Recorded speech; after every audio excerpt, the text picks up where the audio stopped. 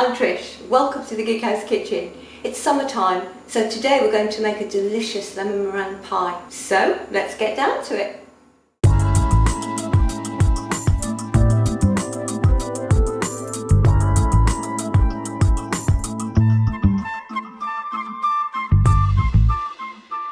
Now, lemon meringue pie is a lovely summertime treat, and it's made up of 3 components. First is the pastry, which I'm going to do now. Second is the lemon filling, and third is the delightful meringue topping. So I've already made my pastry. It's a shortcrust pastry, a rich shortcrust pastry, and it is 6 ounces of plain flour, a pinch of salt, and 4 ounces of butter. I've rubbed it in and then added 4 teaspoons of water and made it into a dough, and then I put it into the fridge for about 20 minutes just to make it easier to handle. If you'd like a more in-depth tutorial on this, then check out our mince pie video, which you can see in the corner. I've got my pastry here, and I've decided that instead of making a big lemon meringue pie, I am going to make 4 little individual ones. So I'm going to cut this into 4, and each one obviously is going to line my pastry base. So I'm going to put a little bit of flour down, make it into a round. If you want to roll round, you start with a round. If you want to roll square, you start with a square. Quite logical really, but there you go. It does basically work. You start with the shape you want. So I'm going to use this as a guide. It wants to be about 1 inch bigger than the base. So that's about right. You don't want too much pastry overlapping, or you'll end up wasting a lot and it will be quite thin. So now I've got it how I want it. I'm going to flour my rolling pin, very carefully roll it up with the rolling pin and drop it into the case. Now once it's in, it's in. It's best not to sort of mess about with it and pull it around, because it'll just end up going wrong. Get your aim right when you put it in, and it should be very easy to do. So now pastry does tend to shrink, so what I'm doing is pushing it down rather than pulling it and stretching it. If you stretch it, it will shrink. Then once that's done, get the back of a round bladed knife and literally round it goes. There we are. Now just check that that's nice and even. And then I'm going to flour my finger, and literally, very carefully, I'm just going to put my finger into the fluted edge so that it gives a nice finish when you take it out of the tin. Now this is a loose bottom tin, so basically it's very easy to release the pastry out of the tin. But if it's a bit thin, it might break, so obviously even thickness is good. So that's my finished lined flan. So what I'm going to do now is prepare it to bake blind. Now some people put beans in and greaseproof paper, and I don't find that's necessary. If you just make sure that it's really pushed back on the edges, and then you get a fork and just put some holes in the bottom to stop it riding up, then that should be fine. What I'm going to do now is line the other 3, so I'll see you in a minute. So my pastry cases are ready, and I'm going to blind bake them now for about 10 or 15 minutes at gas mark 6 or electric 200 degrees centigrade. So I'll see you in a little while. So my pastry bases are baked, and they're nice and golden brown, and they're out of the oven, and I'm just going to let them cool slightly so they become more rigid, and then they can hold the filling better. So while they're cooling, I'm going to make the lemon filling. So I'm going to start off with about a tablespoon of corn flour, and then I'm going to put in about 250 mils of milk. Now you could use water if you would rather, but I find milk gives a sort of a creamier, more like a custard consistency. So I'm going to get this going, and then I'm going to add the milk slowly, mixing in the corn flour, not splashing it over myself, but there you go. Now the important thing about corn flour is not just to put the milk in first and then throw the corn flour in, because that would just make it very lumpy. Now this is sort of like a warm sauce really. You literally throw everything in the pan and put it over the heat and mix it till it thickens. Now it needs to be sort of quite thick, so when it sets, it's got some really nice consistency and texture. Now the corn flour is all mixed in, I'm going to add the rind and juice of 2 fresh lemons.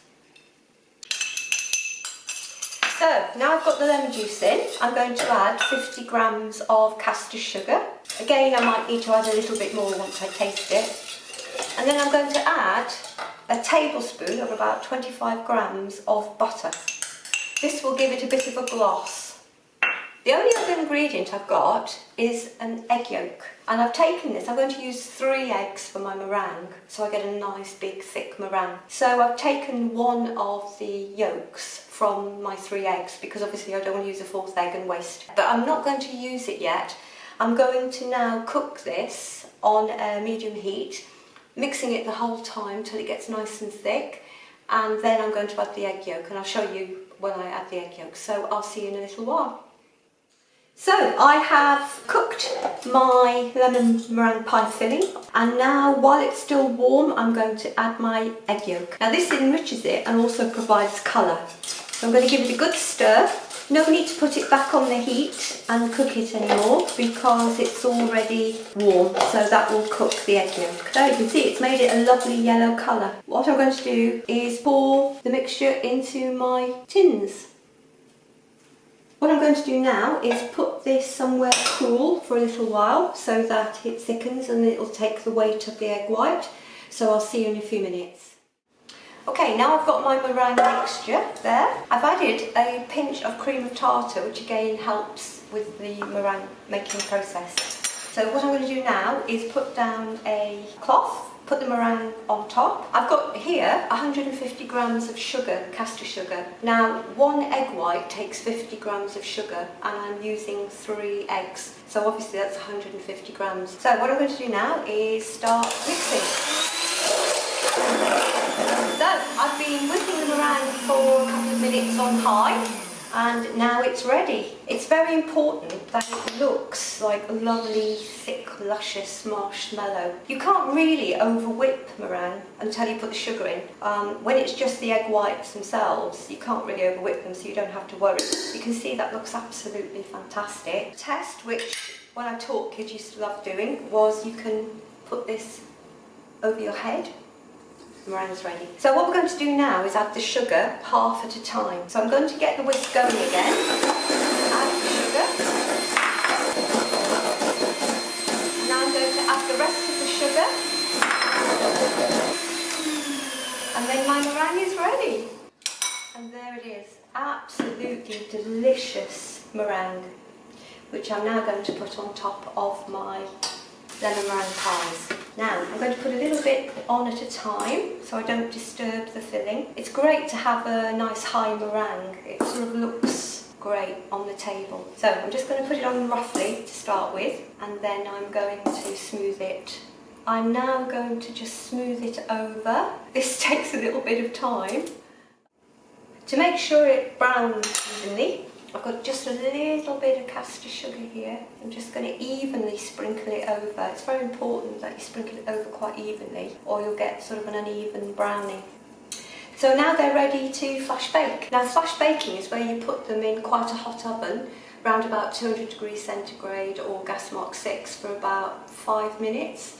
And that will mean that they'll have a lovely gooey inside and a nice golden outside, as opposed to when you make pavlova, where you put it in a very low oven for a much longer time so they sort of dry out.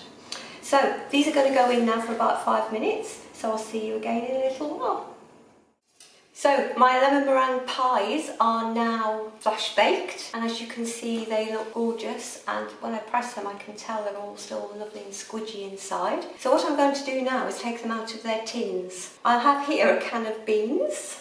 Can be any can you like, and I'm going to put my meringue on the top. I've let them cool just a little while, and as you can see the flan ring has just fallen off, and then I'm going to very carefully put my palette knife underneath and lift it off onto a tray. So there you have it, 4 lovely lemon meringue pies ready to eat on their own or with a nice big dollop of ice cream. Thank you for joining us. If you enjoyed this video, please remember to subscribe. See you next time in the Gig House Kitchen. Bye!